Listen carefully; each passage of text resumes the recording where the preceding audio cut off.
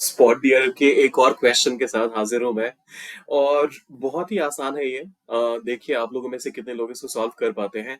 अगर आपने अभी तक क्वेश्चन को देख लिया है और आपको समझ भी आ गया है कि आंसर क्या है, तो कमेंट बॉक्स में बताइए मुझे। और साथ साथ क्या लगता है क्यों ये एरर है, वो भी बताइएगा।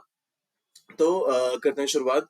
द टीचर अनाउंस्ड इसमें आपको कहीं कोई एरर नहीं दिख रहा है। The teacher is the subject, यहाँ पर एक खास टीचर की बात हो रही है, तो इस वजह से द का इस्तेमाल हुआ, तो उसमें तो कोई मिस्टेक नहीं है। अनाउंस्ड पास्ट टेंस में हो रहा है, टीचर ने ऐसा अनाउंस किया। क्या अनाउंस किया? The students can leave early if they had finished their assignments. तो अगर जो उनके स्टूडेंट्स हैं उन्होंने अपना असाइनमेंट फिनिश कर लिया है, तो वो फिर जल्दी घर जा सकते हैं या फिर जल्दी जा सकते हैं। पूरा सेंटेंस का मतलब ये है।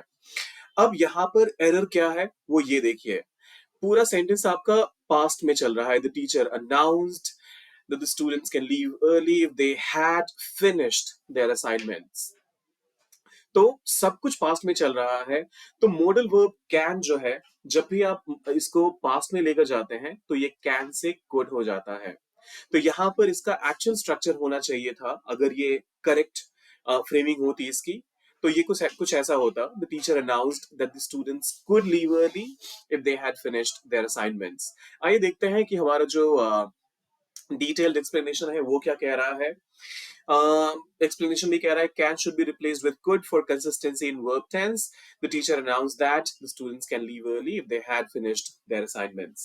तो एरर तो बॉस पता चल गया कि पार्ट बी में है। अगर आपने भी पार्ट बी सेलेक्ट किया था तो फिर आपको बिल्कुल इसके मार्क्स मिलेंगे।